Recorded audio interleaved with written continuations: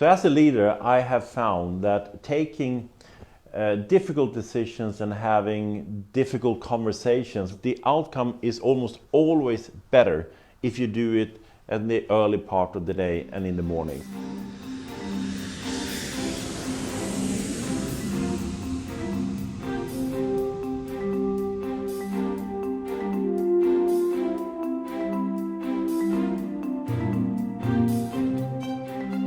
I think that the energy level of we as human beings are clearly higher in the earlier part of the day. Hopefully you've had a good night's sleep, and I think it's also the matter that you haven't gone through a full working day of 12, 13 hours, whatever that might be, where you've been distracted by all sorts of other things.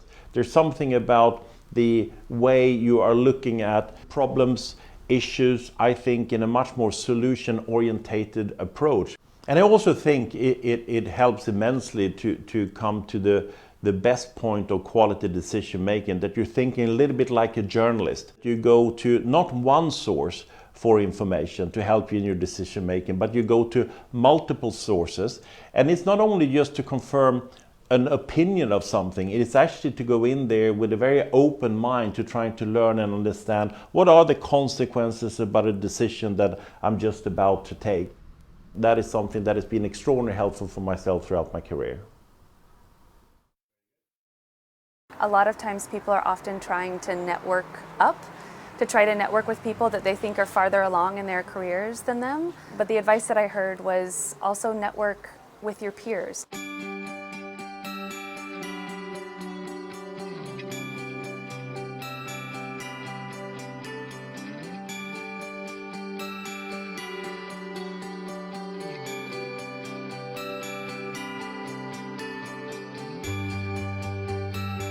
Network with people who are trying to solve the same problems that you are. Going straight to the people who you think, this person has made it, this person is successful, this person has the resources, and that's where I want to be. I don't think you can always make that jump right away. Annie Cannons didn't exist 8 years ago, and when we were starting, at some days it really felt like when you're climbing a rock wall and you're starting out, but there are no holds on the wall. But then over time, when you're thinking about and building out partnerships and talking to people who are in your community or network or industry, you start to realize that there are more of these holds on the wall.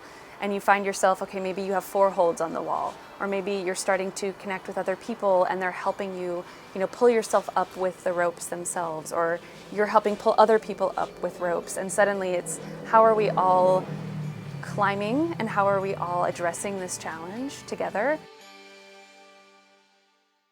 The question we asked ourselves was, are companies with big HR departments, full of happier people, are they more productive? And well, the answer is usually no.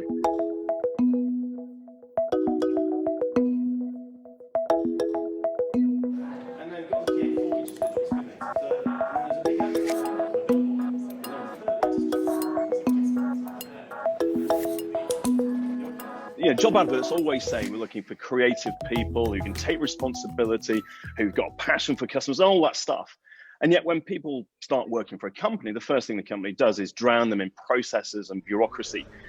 Now, actually, if you're going to go around recruiting smart people who are talented and motivated and really want to make a difference for customers, the most important thing a company can do is free them up to deliver that stuff that, is magic about humans. If you spend all of your time at work, whenever there's something difficult, handing it on to another function rather than learning to do it yourself, it's less fulfilling for you, but it also means the company's getting less out of you. How can a company learn how to find better and better ways of dealing with things if it takes all of the intelligence of its people and diverts them from those big problems? So as a leader, I have found that taking difficult decisions and having difficult conversations, the outcome is almost always better if you do it in the early part of the day and in the morning.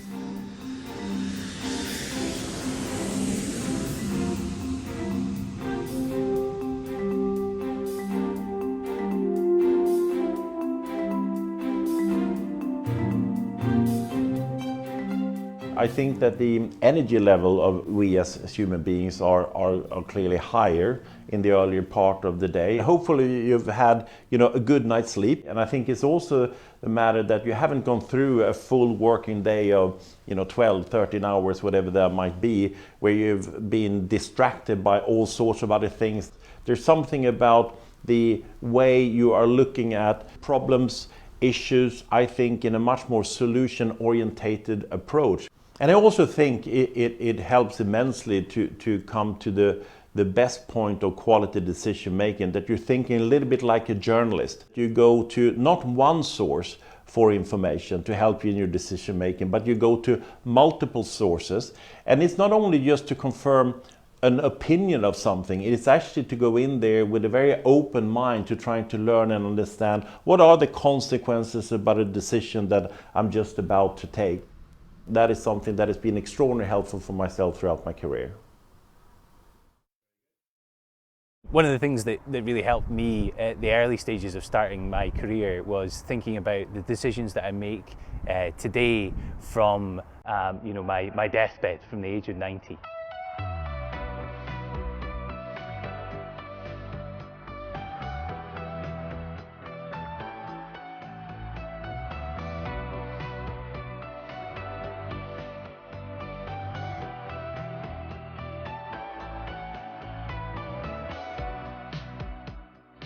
So at the early stages of my career, I was a carpenter, and I really enjoyed being a carpenter, but I thought, maybe I might regret only doing that. At the age of 19, as soon as I'd finished my apprenticeship, I started my own business, and that really opened my mind to, maybe I don't need just a job, maybe I can do my own ideas. And running that small consultancy business and working from home and hating that was the thing that started the Sana. I suppose in many ways, if I hadn't taken that initial leap of thinking about my life right now from the perspective of my deathbed at the age of 90, I might have not taken that initial leap.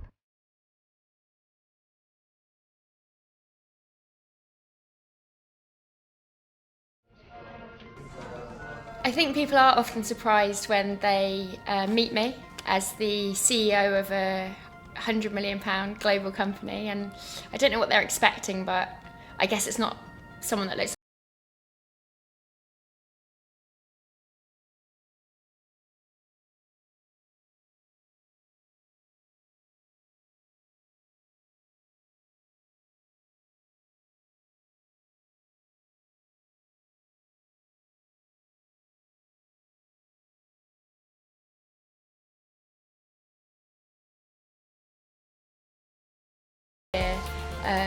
I got my first feedback. It was that I was doing a really good job, but if I wanted to progress, then I'd have to act less young and less girly, which is quite difficult feedback to action.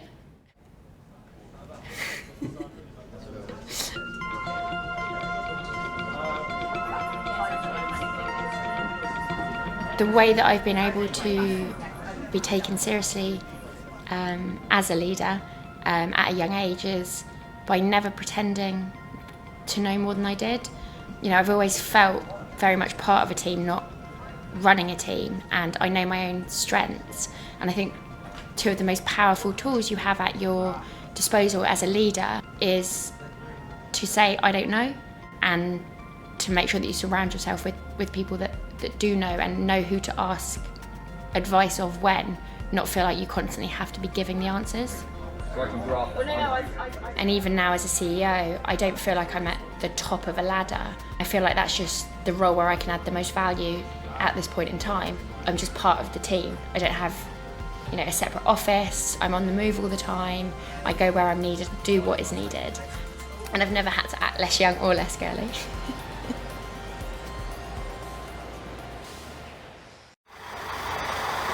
Exhausted, but relieved. These 600 students just escaped the shelling in Sumy and got to safety in this shelter in Poland. But the suffering is far from over. Can you write something? This is what the war did to some of them. Trauma has left this Indian student speechless. Can you write your name? It's been hard to even find out his name or what he went through. उनका पूरा शरीर है ना ध्रुज रहा था, he was shaking. तो ऐसे पहले फिर कुछ लिखाया, पेन हाथ में पकड़ाई, फिर हाई फाई किया, तो he started responding. And धीरे धीरे धीरे धीरे पूरा याद करवाया, fill in the blanks करवाया, yes no कराया, थोड़ा confidence उसको आया, then he said I am in shock. Well done. After hours, the volunteers managed to get him to call his brother. Look everyone. Very good, very good. Excellent, excellent. A small victory in the long fight to overcome trauma. Thousands of Indians were living in Ukraine, a favorite destination for international students. This is how some of them survived, inside a bunker in the city of Kharkiv. We were at the bunkers for exactly 7 days. It was full of dust because it was built long ago. It was unheated. On the day of the war, when we were at the bunkers, it was snowing outside and we slept at -2. This shelter, like most others, is run by volunteers. The Indian government pays for accommodation and flights back home. But many students say they were left on their own when they needed help the most. हम सिर्फ बच्चे खुद आए, कुछ किसी ने हमें मदद नहीं की, सारे ही बच्चे ऑलमोस्ट। एम्बेसी यहाँ है, यहाँ हमने फ्लाइट की, यहाँ हमें बेडिंग दी, यहाँ सब किया, बट बॉर्डर तक कुछ भी नहीं। बॉर्डर तक embassy was nowhere and border तक ही तो ज़रूरत थी, बॉर्डर तक ही तो सब प्रॉब्लम हो रही थी, बॉर्डर तक ही तो हम अनसेफ थे। The government says they have negotiated with Ukraine and Russia for safe passage for students. And now what's left is to get them back to India. Suddenly, this place has a very different energy. There's excitement and eagerness as these students are heading downstairs to a bus that is waiting to take them to the airport. After many long and difficult days and nights, finally, the evening when they get to go back to India. These students know they are leaving a lot behind. Would they be able to pick up the lives they left in Ukraine? It's a question for another time. For now, they're going home.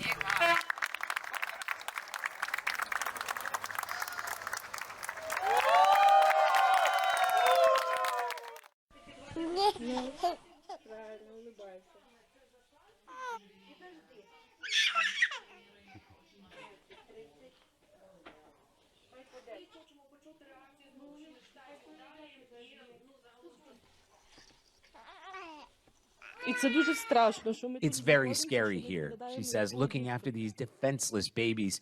We can only hope it's over soon.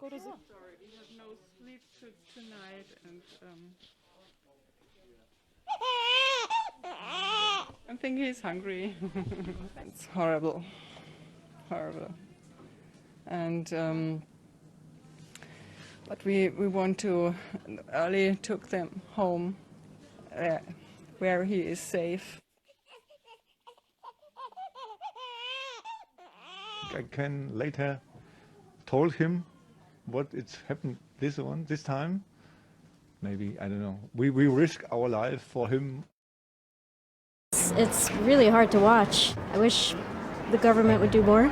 How far does it go? How far do we wait?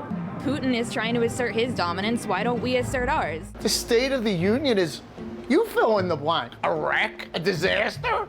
I mean, my God.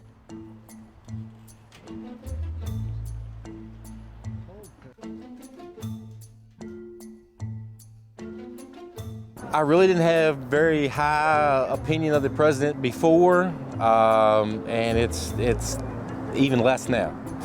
If he offered the sanctions and still went ahead with his plans, yeah, this shows that America is very weak.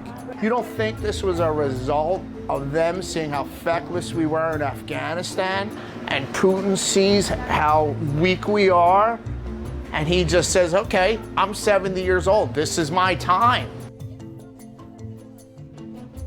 I think President Biden so far, just in general, has sort of been kind of weak with these things.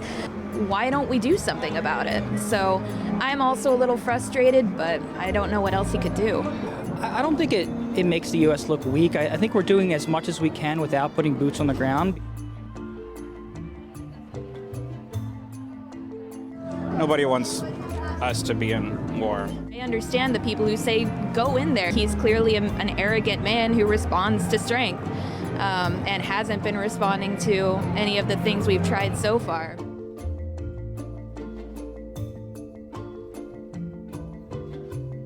You don't want to start World War III, so I don't think any president, whether it's Biden or Trump or Obama or the next person coming along, is going to do much. How do you show strength without getting in war? Right? there's a limit there, and I feel like we're stepping up to the line, but that's what we have to do. Everyone has to do better. You know, not just Democrats, not just Republicans. We have to come together.